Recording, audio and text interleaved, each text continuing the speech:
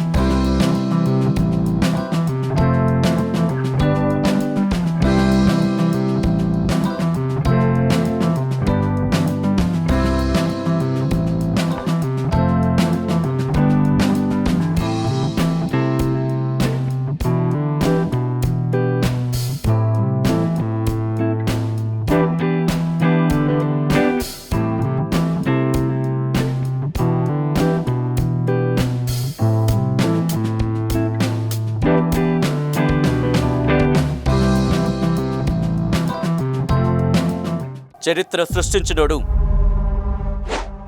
ఇప్పుడు ఆ చరిత్రని తిరగరాయబోతున్నాడు. అబద్ధాల గోడల్ని బద్దల కొట్టి నిజాలను రాగా మీ ముందుంచబోతున్నాడు. నిజమైన వార్తల కోసం వెంటనే డౌన్లోడ్ చేసుకోండి రా యాప్ని.